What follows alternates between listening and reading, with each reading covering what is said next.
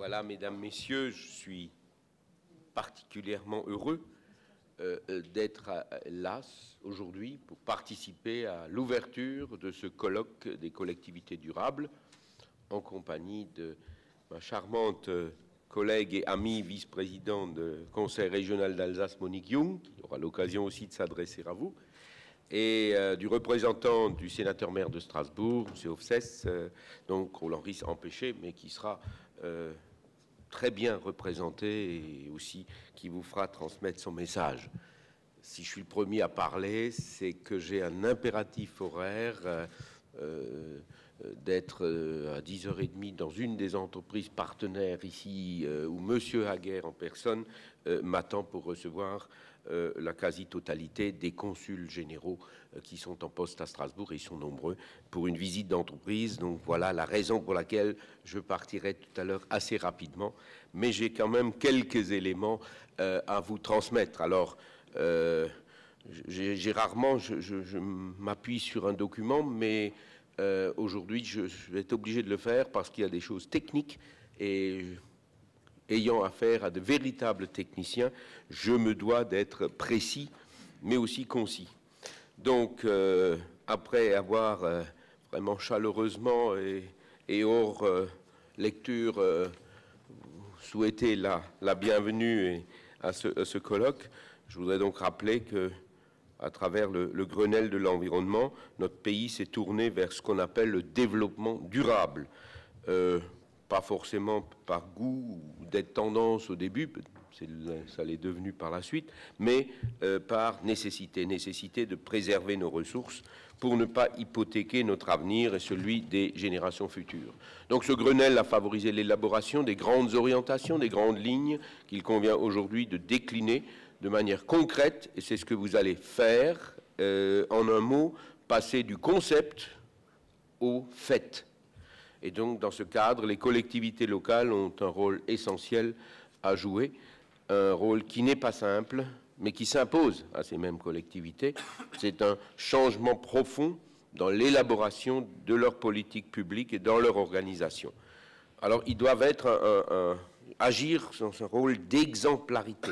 Les collectivités locales doivent mettre en œuvre de nouvelles pratiques et de nouveaux usages, et les champs d'expérimentation ne manquent pas.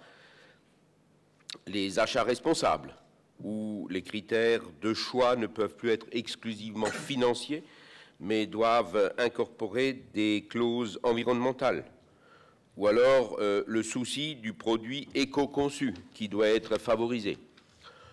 Un rôle moteur également dans la protection de l'environnement et de la préservation des ressources par une gestion innovante des déchets qui conduit à une valorisation énergétique. Une politique des transports où l'équilibre des modes de déplacement doit être assuré, une consommation énergétique maîtrisée et l'émergence d'un urbanisme et d'un habitat durable. Alors tout ceci s'inscrit dans une démarche globale à moyen et à long terme qui contribue pleinement à l'attractivité du territoire en générant une image nouvelle, dynamique et responsable. Alors, nul doute que cette image incite fortement les entreprises, et notamment les éco-entreprises, à s'implanter sur ces territoires. Celles-ci contribuant elles-mêmes à préserver l'environnement. Nous voyons donc que ceci constitue un cercle vertueux. Le développement durable est ainsi créateur d'activités et d'emplois. Je ne voudrais pas vous quitter sans avoir quand même essayé de répondre à la question que vous vous posez, comment concilier économie et écologie. Alors, je crois que la réponse, elle est contenue elle-même dans le concept du développement durable qui repose sur 3 piliers, que sont l'environnement, l'économie et le social. Mais la réponse est également évidente en regardant les entreprises qui sont présentes, qui exposent et les produits qu'ils fabriquent. Donc les chefs d'entreprise ont compris que le développement durable est un facteur de compétitivité et de croissance. C'est une opportunité. Alors, faire un petit peu de présentation des actions de la CCI. Lorsque celle-ci accompagne l'entreprise pour une meilleure pratique de l'éco-conception, Cela a pour objectif une consommation de matières premières optimisée, de déchets minimisés, mais également un marketing renouvelé. Alors, quand nous conseillons pour une meilleure efficacité énergétique, au sein des établissements sur l'optimisation de la consommation d'eau par leurs process industriels, sur la valorisation de leurs déchets, c'est aussi pour conforter la compétitivité des entreprises. Quand nous favorisons l'essor des normalisations et des certifications ISO, et notamment la dernière, ISO 26000, c'est pour que les entreprises se placent dans le contexte de la performance globale et s'ouvrent à de nouveaux marchés. Quand nous sommes impliqués avec l'État et la région à travers un programme d'action pour une meilleure introduction des écotechnologies au sein de l'offre de l'industrie alsacienne, c'est pour assurer à ces entreprises une nouvelle croissance. Quand nous animons avec la région Alsace le réseau des éco-entreprises alsaciennes en favorisant leurs projets de développement innovants et l'accès aux marchés internationaux, c'est pour développer une économie verte, car le développement durable entraîne, et je l'ai déjà dit, mais je le répète, la création de nouvelles activités. Alors la croissance de l'économie mondiale est à terme intimement liée au respect de l'environnement. Et je dois vous dire qu'en Alsace, les chefs d'entreprise sont parfaitement conscients de l'importance à s'inscrire dans une démarche éco-responsable.